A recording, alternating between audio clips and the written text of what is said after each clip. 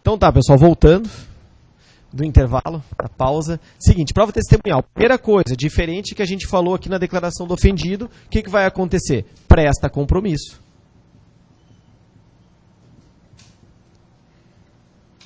Ou seja, compromisso de dizer a verdade.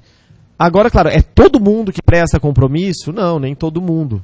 Não é o Código de Processo. É por isso que quando se inicia uma audiência, ou, por exemplo, também no interrogatório, na fase investigativa pré-processual, pergunta se a pessoa é amigo íntimo, inimigo, se é parente, né, daquele acusado. Por quê, pessoal? Porque parente não presta compromisso. Isso não quer dizer que ele não vai falar. Ele pode prestar testemunho, só que não compromissado. É o que se costuma muito chamar de informante, né? Ou seja, ele vai prestar uma informação, mas não é compromissado. O parente, né? O amigo íntimo, também a gente considera o inimigo, né, pessoal? Esse muito mais, né? O cara é inimigo, comprovadamente inimigo. Como é que a pessoa vai prestar compromisso, né? Parcialidade vai ser... O Código de Processo Penal, ele ainda traz o menor de 14 anos também, tá? Como não prestando esse compromisso de dizer a verdade, tá? Vamos lá, então, prestado compromisso, pessoal, a pessoa pode, ou seja, pode responder sem dúvida, né? Daí é uma consequência disso pelo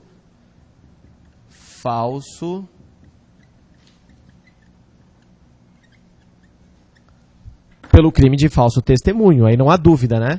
Há um crime em relação a isso. Não é incomum, eu me lembro principalmente quando trabalhava lá em Braço do Norte, o juiz, ele era bastante, né, ou seja,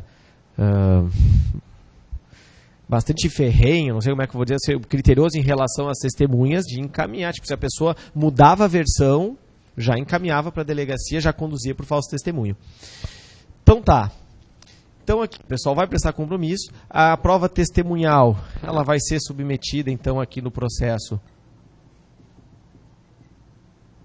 ao contraditório, né? Possível contraditar. E aí algo importante, que é o que está ali naquela questão ali da Polícia Militar. Vigora o princípio da oralidade. O que quer dizer isso? A pessoa pode trazer o seu testemunho pronto, escrito? Não. Tá? Não é escrito. Por quê? Esse testemunho ele tem que ser oral. Isso não impede, tá? Isso não impede que ele possa trazer alguns apontamentos, para não esquecer de alguma coisa. Tá? Algum apontamento, alguma coisa, tipo, de repente, o nome de uma pessoa específico, assim. Né? Eu quero trazer um nome que eu não posso esquecer de falar. Um apontamento. Tá? Mas trazer todo o testemunho, não, chegar na audiência, está aqui meu testemunho. Não. Né? Não pode, aqui está meu testemunho, não pode. Tá? Então, vigora o princípio da oralidade. A outra questão é também juízo de valor. Tá? A testemunha, ela não pode fazer... Quem faz juízo de valor, pessoal, é o juiz, quando vai, né, ou seja, utilizar aquela prova, verificar se vai utilizar essa ou aquela, ou parte dessa, enfim. A testemunha não vai fazer juízo de valor. Excepcionalmente, tá? Excepcionalmente,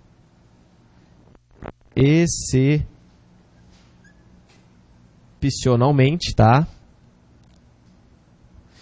Quando está intrínseco ao fato, que não tem como não, ou seja, está intrínseco ao fato aquele comentário, não tem como. Isso vou dizer que acontece comigo algumas vezes. Tipo assim, eu tive que fazer uma valoração, tá? Digamos, até estou lembrando um caso lá da interceptação telefônica. Eu fiz uma valoração na prática em relação àquilo que eu ouvi. E eu comentei aquilo em audiência. O advogado quis impugnar, diz, não, doutor, tal, impugnar, daí o juiz disse, não. Isso faz parte do acompanhamento da prova que ele teve que fazer. certo? Mas simplesmente trazer juízo de valor para chegar na audiência, não, esse cara tem que estar condenado mesmo, por isso, isso e isso. Não, tá? Então é uma exceção quando está intrínseco ao fato e não tem como retirar, faz parte do testemunho dele. Sim, mas simplesmente ele querer começar a valorar ali, querer interpretar, não é o... Como é que eu vou dizer? Não é o objetivo dele ali. O que ele tem compromisso é de dizer a verdade do que ele viu, certo? Então tá, vamos pagar aqui.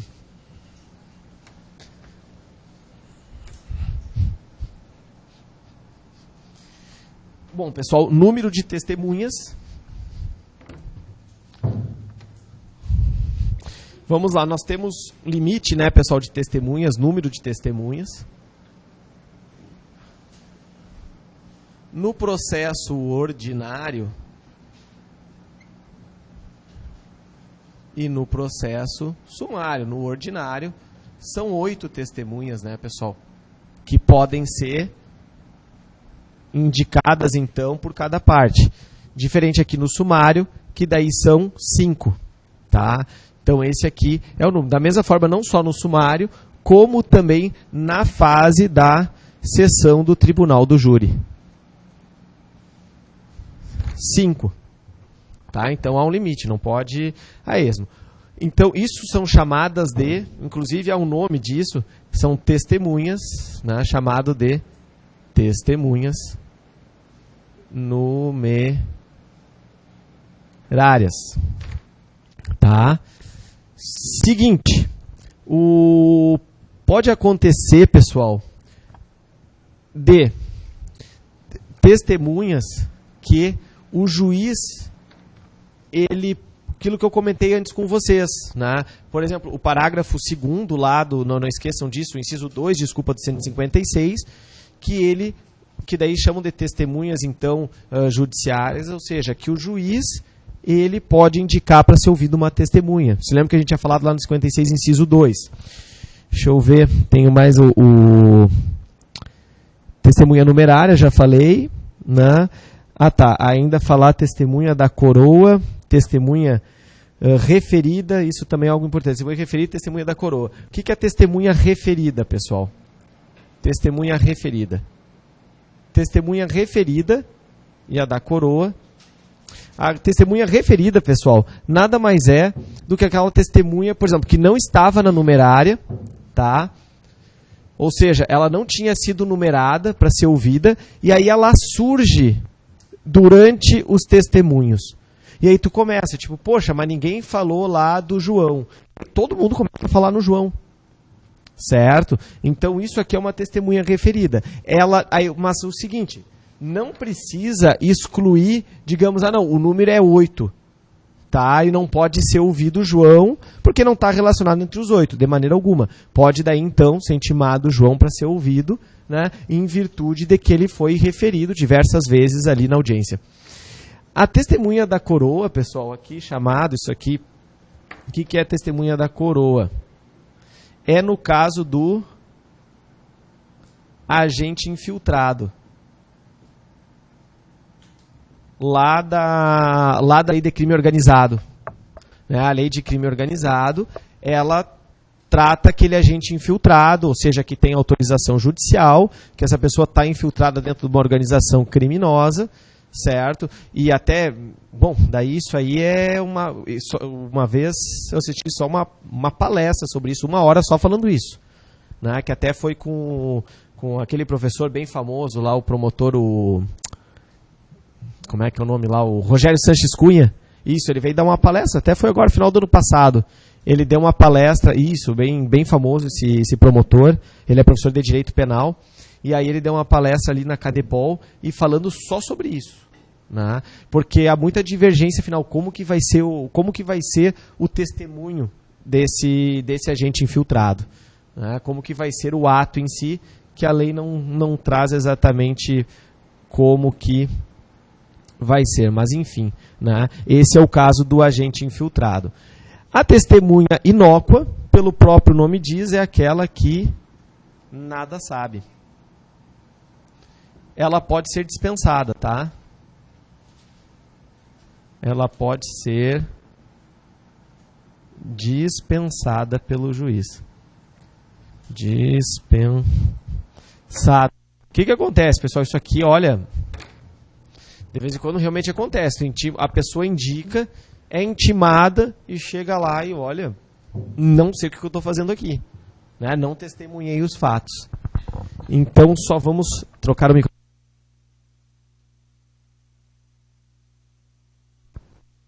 Então, essa pessoa, né, pode ser dispensada pelo juiz. Tipo, o que a gente vai ficar perdendo tempo? Certo? O que a gente vai ficar perdendo tempo com essa pessoa? Então, ela pode ser perfeitamente dispensada. Tá? A testemunha, pessoal, além disso, a testemunha, pessoal, ela tem deveres, né?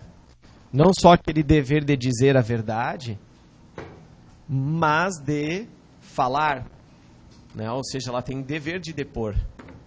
Então, ela tem dever, como a gente já falou, de dizer a verdade e dever de depor, certo? Então, ela tem que depor, certo? Além disso, também, né, ela tem que comparecer também. Então, tá. Ainda sobre prova testemunhal, praticamente para encerrar, deixa eu ver o que... Ah, tá. Tem algumas testemunhas, pessoal, que e daí está lá no artigo, acho que é 207, alguma coisa assim, deixa eu ver aqui. Que quer dizer o seguinte, é o 207, isso aí, que é a questão do sigilo profissional, né, pessoal? Essas pessoas, elas podem, pelo sigilo, tá? Porque a pessoa tem dever de depor, como eu comentei antes com vocês. Mas algumas pessoas, talvez por uma questão de sigilo profissional, aí, por exemplo, a pessoa é intimada e ela vai justificar. Né? Por exemplo, eu sou o psiquiatra da pessoa, né? Eu tenho sigilo profissional, não posso depor. Perfeitamente, o 207 trata sobre isso. Da mesma forma, por exemplo, né, se discute, vamos lá, tem a figura, vamos lá, do pastor, do padre, né, que alguém confessa para ele, né, mesma coisa. O psicólogo da pessoa. Então, algumas pessoas lá, o 207, ele traz isso. Né? É diferente desse caso aqui que a gente falou, vamos lá, é diferente desse caso que a gente falou, das pessoas que, nesse caso aqui, não prestam compromisso. Tá? Então, parente, amigo, menor de 14 anos, alguém que possui, enfim, ou seja, é incapaz, ou seja, por alguma doença, né? Alguma deficiência, alguma deficiência, né? Que não possam prestar compromisso. Então, esse caso aqui, eles são informantes, né? Ou seja, não prestam compromissos, tá? Agora, é só diferente desses aqui, que eles podem, daí sim, no 207, de não depor. Correto? Não, o policial sim, o policial ele está no compromisso, o policial ele tem que depor, né? Se ele testemunhou o fato. Não, tu quer dizer, por exemplo, assim, o policial, não sei, ele é parente, por exemplo, aí ele não vai prestar compromisso. Mas assim, o policial ele está envolvido pela sua missão, né? Pelo seu trabalho, ele presta compromisso. Só se é um caso pessoal, o policial daí entra como qualquer pessoa aqui, né, do 206. A gente só não pode confundir, tá? Só a questão de não prestar compromisso, porque a testemunha ela tem um dever de depor. O que pode acontecer é que ela não presta compromisso. Só que eu tenho alguns casos que pelo sigilo profissional, aí a pessoa sim não depõe, certo? Aí é diferente. Deixa eu ver se faltou alguma coisa. Não. Só tem aquela questão ali, aquela questão da PM ali, ela dá uma resumida em tudo aqui que a gente falou. Enquanto isso eu vou apagando o quadro aqui. Tempo de Twin. Vamos falar sobre reconhecimento agora.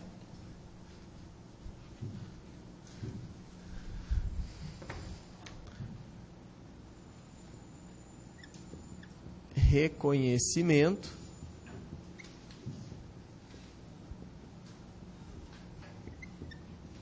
de pessoas ou coisas Deixa eu ver quais são os artigos, 226 a 228. Tem aí? Ah, sim. Ó, aqui resume bastante o que a gente falou, pessoal, de maneira bem objetiva. É a 44, né? Isso. Ó, letra A. Os agentes policiais envolvidos diretamente no atendimento dos fatos não podem ser qualificados como testemunhas. Claro que podem, mas apenas informantes. Não podem, né, pessoal? Vão prestar compromisso, não tem parentesco. As possibilidades de não prestar compromisso são essas. Letra B, o depoimento poderá ser prestado oralmente ou, preferindo a testemunha, poderá levá-lo por escrito. Não, que eu falei, princípio da oralidade. Tá? Letra C, é vedado às testemunhas consultar quaisquer apontamentos, mesmo que breves. Pode, né? Para não esquecer de alguma coisa. Eu, por exemplo, sou muito esquecido. Então, antes de uma audiência, eu preciso olhar o inquérito ali, dar uma olhada antes. Eu esqueço muito nome, coisa assim. Enfim, letra D, é vedado à testemunha manifestar suas apreciações pessoais. Sim, é vedado, não pode fazer juízo de valor, salvo quando inseparáveis da narrativa do fato. Sim, foi isso que eu falei para vocês, trouxe o exemplo. Para mim, principalmente quando trata interceptação telefônica ou alguma coisa, né? Porque tipo, os caras não falam assim, hoje numa interceptação telefônica ninguém fala, tipo, não, vem aqui e me traz 5 quilos de maconha. Não, ninguém fala isso, né? O pessoal fala, não, traz 5 motor de geladeira. Entendeu? O pessoal usa outros códigos e daí tem que interpretar isso, né? Entendeu? Então é isso que eu queria falar para vocês. Tem algumas coisas que estão que não tem como dissociar, né? Eu preciso dizer, ó, o motor de geladeira é maconha, né? Certo? Então tá. Continuando aqui, pessoal. Conhecimento de pessoas ou coisas, uma prova minha que já eu acho que não sei se foi aqui que eu comentei nessa aula, né? Mas teve um caso mais ou menos recente, que daí é porque o rapaz é ator da Globo, uma coisa assim, ficou preso um tempo. Um rapaz que fez já passaram tantos pela Malhação, né? E aí era um rapaz que passou pela Malhação lá, foi feito o reconhecimento e parece... Eu faço esse comentário pelo seguinte fato. Em tese, o reconhecimento foi feito da maneira correta. O que quer dizer isso? O que é a maneira correta do reconhecimento? Sim, vários crimes, né, pessoal?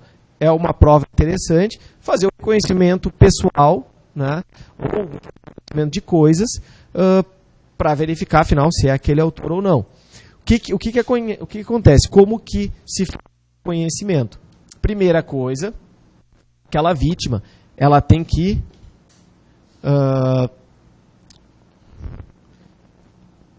identificar, na verdade, não é que tem que ter o nome da pessoa, mas identificar na medida do possível o suspeito, né?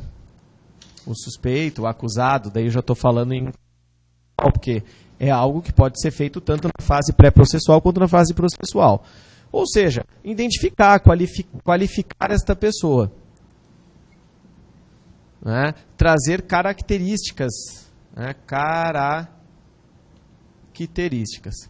Primeira coisa. Por que ele tem que fazer isso anteriormente? A primeira coisa que ele tem que fazer.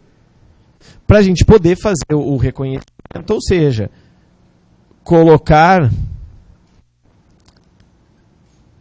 esse acusado, né? Vou usar a linguagem processual, colocar o acusado ao lado de semelhantes.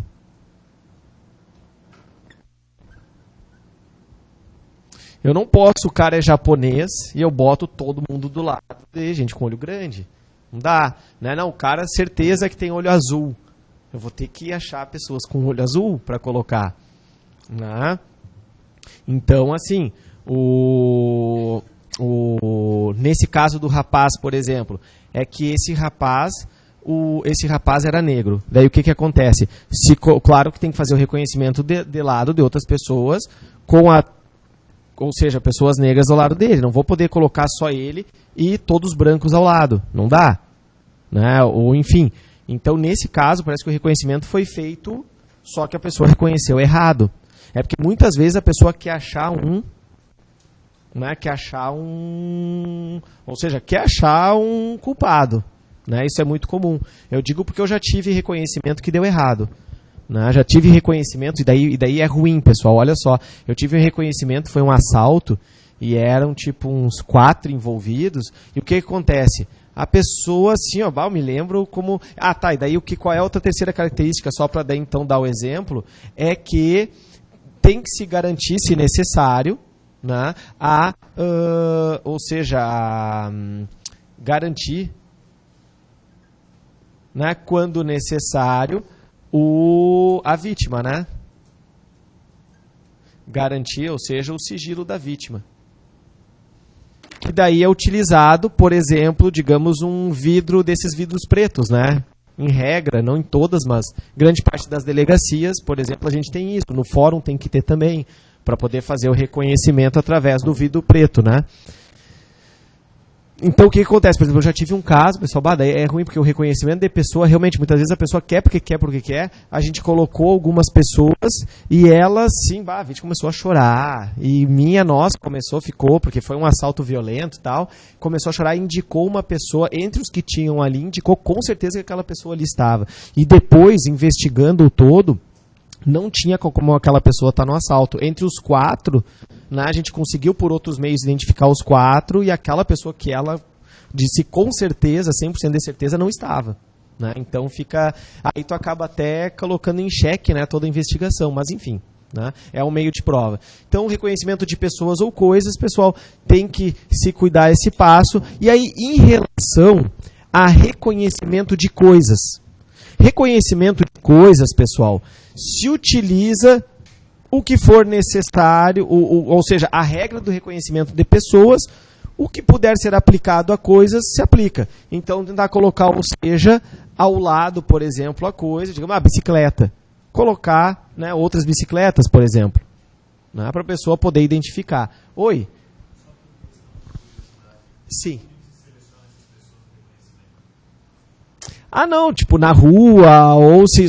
Claro, tem que ter esse cuidado, porque realmente, pessoal, o reconhecimento na prática, que nem eu falei, assim, para dar errado é que nem esse caso aí do rapaz da Globo, por exemplo, né, me parece, pelo que eu vi depois, tirando fora a reportagem de jornal, que foi feita da maneira correta. Foram colocados outros rapazes jovens, também negros ao lado dele, e ela reconheceu errado. Entendeu? Reconheceu o cara e não era. O cara trabalhava de office boy ali. Então, assim, mas o reconhecimento, assim, a gente pega da rua, ou muitas vezes se a pessoa não conhece quem trabalha, digamos, na polícia ali, pega... Eu tive uma vez um caso que aí eu tinha certeza que as meninas estavam mentindo. As meninas estavam querendo dizer que estavam sendo, tipo assim... Que tinha uma mulher, né? Pessoal, era aquela época que tinha uma novela da Globo sobre isso. Estavam aliciando mulheres para prostituição. Né? E aí 2 meninas inventaram toda uma história assim que estava acontecendo isso com elas. E aí elas indicaram uma mulher, enfim, a gente chegou nessa mulher e aí colocamos ela para reconhecimento, colocamos do lado de outras mulheres, assim. Eu tinha certeza que elas não iam... Na verdade, elas reconheceram, mas eu sabia que elas estavam mentindo. Por quê? Na verdade, quando a gente começou a apertar a investigação, elas pegaram uma mulher na rua que estava entrando num carro e disseram, a mulher, ela tem o carro com a placa tal. Claro, mas isso elas viram na rua. Elas elegeram uma autora. Né? Então, eu tinha certeza que elas iam reconhecer, só que para mim era importante que elas reconhecessem ela, porque eu queria desmascarar elas, né? Ou seja, elas escolheram a esmo, podiam ter escolhido, por exemplo, qualquer um de vocês, chegar na rua, ver vocês entrando num carro e deu a placa, claro que ia dar na mulher, né? Mas enfim, conseguimos desmascarar, porque bem ou mal é o seguinte, eu tinha que comprovar que era mentira, né? E fora que tinha o órgão de ciência social, conselho tutelar, tudo em cima, enfim, porque não, estão aliciando elas, não estavam nada, enfim. Mas beleza. Aí, claro, responderam por denunciação caluniosa, né? Enfim, continuando aqui, onde é que eu parei? Aqui, garantir o sigilo, então. Última coisa em relação a reconhecimento, perfeitamente possível, né? E eu acho que eu já falei sobre isso em algum momento, lá em princípios. O reconhecimento por fotografia, ou fotográfico. Tá? O STJ aceita, ok?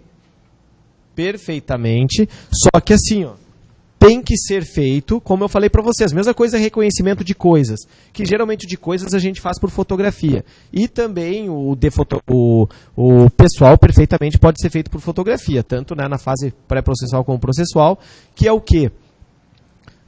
Só que eu não vou pegar a fotografia e mostrar só a fotografia do cara e dizer assim, tá, esse aqui, né? Na maioria das vezes é óbvio que a pessoa vai dizer, não, é esse aqui, né? Aquilo que eu falei, a pessoa quer achar um culpado. Enfim, então se coloca a fotografia ao lado de outras. Né? Então, geralmente é feito da seguinte forma, se mostra a fotografia tipo no meio de umas 30, por exemplo.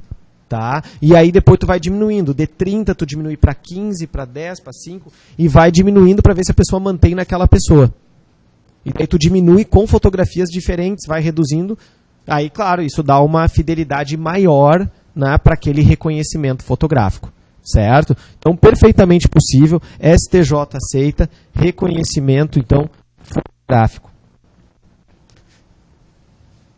Vamos lá.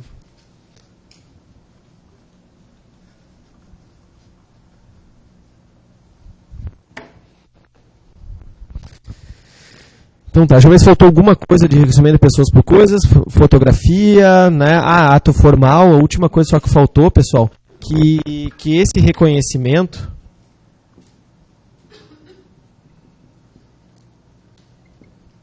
o reconhecimento, pessoal, a única coisa que faltou é que tem que ser feito por ato formal, tá? O que é o ato formal que o código fala? Assinatura da autoridade, né, que vai ser o juiz ou o delegado, depende de onde for feito, assinatura do reconhecedor e de duas testemunhas. Ou seja, testemunhas do ato, né? Só isso. Então, pessoal, vamos dar uma pausa, então, para depois a gente falar sobre a cariação.